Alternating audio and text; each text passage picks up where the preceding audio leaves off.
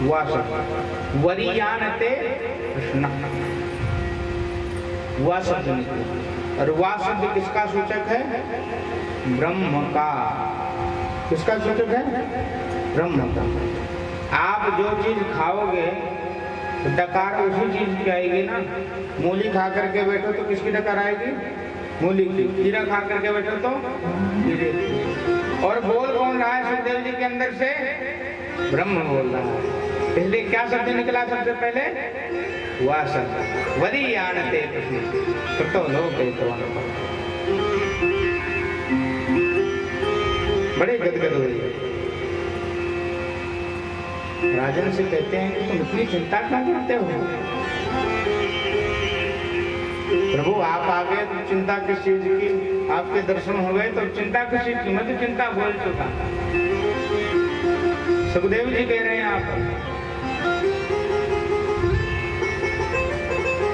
आप चिंता कर रहे हो कि 7 दिनों बाद जो है शरीर छूट जाएगा। 7 दिन तो आपके लिए बहुत है। राजा खड्गांग ने जो है एक मुहूर्त में ही अपने जीवन के लिए बहुत कुछ समझ लिया और उतने में ही परमात्मा को प्राप्त कर लिया। आपको तो कितने दिन मिले हैं? 7 दिन जीवन मिले। 7 दिनों तक आपका बाल बांका होने वाला नहीं है। इसलिए राजन चिंता करने की कोई बात नहीं। निद्रया हीयतेन त्वं जवायेन जवावयः दिवाचार्थे हया राजन् कुटुम्बाभरणे नमः। राजन, व्यक्ति जीवन भर पैसा कमाते कमाते जो है अपने जीवन को बर्बाद कर देता है और जब अंत समय आता है तो भगवान का भजन करने का प्रयास करता है और उस समय भजन होता नहीं है। एक बड़ा सुंदर किसी ने कहा है कि अंधेरे में अपनी छाया भी साथ नहीं देती। अंधेरे में अपनी छाया भी साथ नहीं देती और बुढ़ापे में अपनी काया भी साथ नहीं देती और सारा जीवन जिसके लिए दांव पर लगा दिया अंत समय में काया भी साथ नहीं देती। लेकिन हम लोग ये मेरा पुत्र है, ये मेरा पौत्र है, ये मेरा भाई है, ये मेरा बंधु है, इसी में अपने जीवन को व्यतीत कर देते हैं और अंत समय क्या होता है? कंठे घुरघुरायते। अंत समय जब मरणासन अवस्था हो जाती है, व्यक्ति मरने लगता है तो कंठ से भगवान का नाम नहीं निकलता है और कहां तक कहें कि कुछ शब्द भी नहीं निकलते मुंह। अंत समय भी अगर किसी के मुखारबिंद से आवाज भी आ रही होगी तो व्यक्ति यही बताएगा भैया वहां पैसा रखा है, वहां धन गड़ा हुआ है, वो जमीन हमारी है, वहां जमीन हमारी है, लेकिन भगवान का नाम लेना भूल जाता है। वो याद नहीं आता। क्यों? क्योंकि जीवन भर हमने केवल धन कमाया, माया के पीछे दौड़े, इसलिए मायापति याद नहीं आते हैं। अंत समय तो काम तो नहीं का है। इसलिए किसी ने कहा है ना, भजन कर मस्त जवानी में बुढ़ापा किसने देखा। जवानी का ये भजन जो है ये बचपन का विषय है, बचपन का विषय नहीं है। बचपन में तो कहीं पैर दर्द करते हैं, कहीं सर दर्द करता है, कहीं हाथ दर्द करते हैं और भैया कहाँ तक कहें कि हम अपने आप चल भी नहीं सकते बिना डंडे के सहारे के। इसलिए हमको एक ना एक दिन सब छोड़ करके जाना है। हमको केवल भगवान का भजन करना चाहिए। हमारे जो रिश्तेदार हैं, पारिवारिक जन हैं, कोई हमारा है नहीं, ये सब यहीं रह जाएंगे। जब तक हमारी ये देह है तब तक ये नाते हैं। आप विचार करो, जब कोई घर में व्यक्ति समाप्त हो जाता है तो आदमी कहता है तुरंत इसको घर के बाहर करो, उसी का घर वही मालिक। लेकिन जब समाप्त हो जाता है तो उसको सबसे पहले घर वाले क्या कहते हैं, सबसे पहले इसको घर के बाहर करो और इसकी खाट बाहर डाल दो दरवाजे। घर में कोई रखता है क्या मुर्दे को?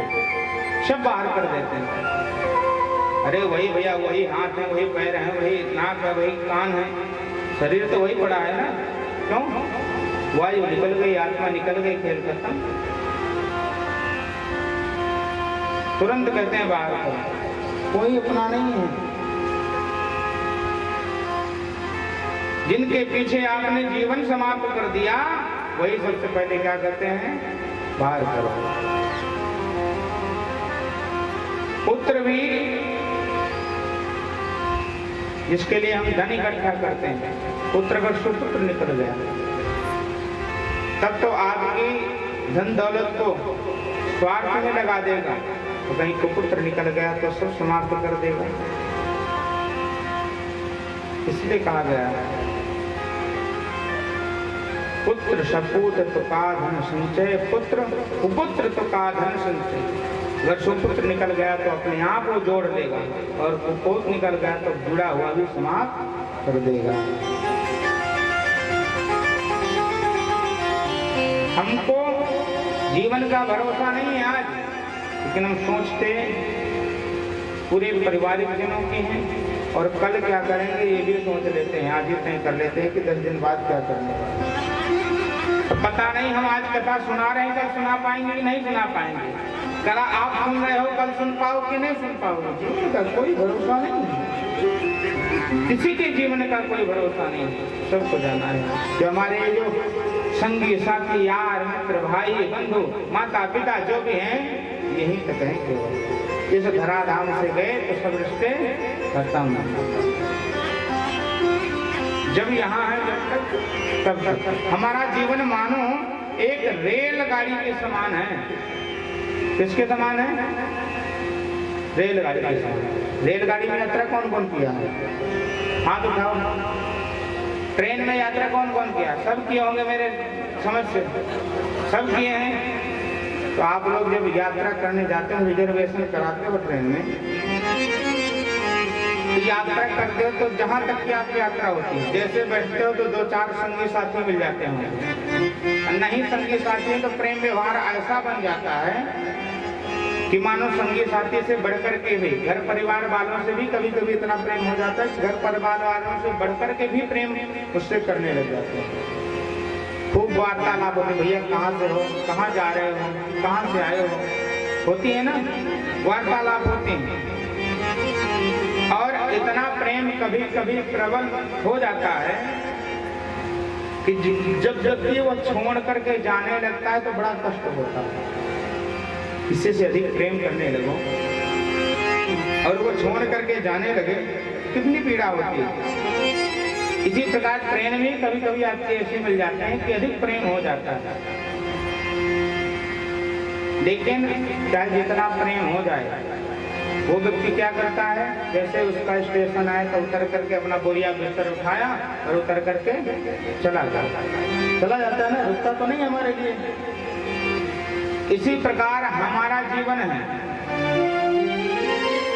हम जब जन्म लेते हैं तब तक किसी को नहीं जानते, जैसे ही इस धरती पर आते हैं तो हमारे रिश्तेदार बन जाते हैं, भाई बंधु माता पिता पारिवारिक जन बन जाते हैं ना।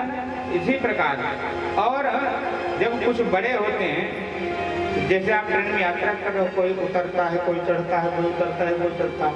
इसी प्रकार जैसे जैसे हम बड़े होते हैं तो कोई क्या बता बुजुर्ग कोई हमारे चले जाए, जीवन की ट्रेन से बुजुर्ग कोई चले गए, कुछ दिनों बाद कुछ बच्चे का जन्म हो गया घर में, तो एक सवारी गई दूसरी आ गई। ये भी हमारे जीवन जो है ट्रेन के समान है। और जब कुछ समय हो जाता है, अवस्था मान लो हो जाती है, हमारी मंजिल जहाँ तक थी, जहाँ तक का रिजर्वेशन था, तो हम क्या करते हैं वहाँ जाकर के उतर जाते हैं। अब अगर जहाँ तक रिजर्वेशन है, वहां नहीं उतरे तो काले काले कोट वाला टीटी आता है और धक्का मार करके अगले स्टेशन में जबरदस्ती उतार देता है ना। कहता भैया तुम्हारी टिकट पीछे तक स्टेशन तक की थी, अब आगे तुम्हारी रिजर्वेशन नहीं है, तुम्हारा आगे की टिकट नहीं है, इसलिए उतरना पड़ेगा यहाँ। इसी प्रकार हमारा जीवन है, ये जीवन जो है ट्रेन के आकार है। हम जबरदस्ती अगर इस टोली को छोड़ेंगे नहीं, मोह माया में लपटे रहेंगे, हमारे परिवारी बंधु को छोड़ करके हमको नहीं जाना, ऐसा विचार करते रहेंगे तो काले काले एक दिन यमराज के दूत आएंगे और पकड़ करके जबरदस्ती घसीट करके ले जाएंगे। हमारा जीवन भी ट्रेन के ही समान है।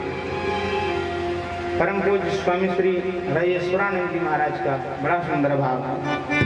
वो लिखते हैं कि जीवन की गाड़ी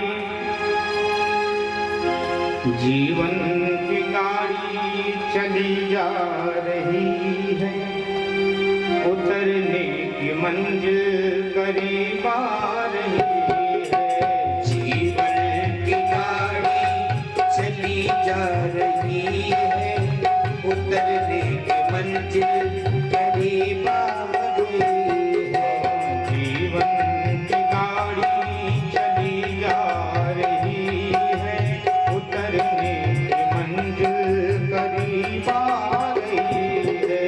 जीवन की गाड़ी चली जा रही है, उतरने की मंजिल करीब आ गई। हम उतरते नहीं, लेकिन जीवन हमारा चल रहा है, यार मित्र हमको मिल रहे हैं, लेकिन हम लोग जिस राह पर जाना है हमको, उस परम पिता परमेश्वर की ओर, उसका नाम जपना भूल जाते हैं, वो नहीं करते। नर धन की ट्रेन में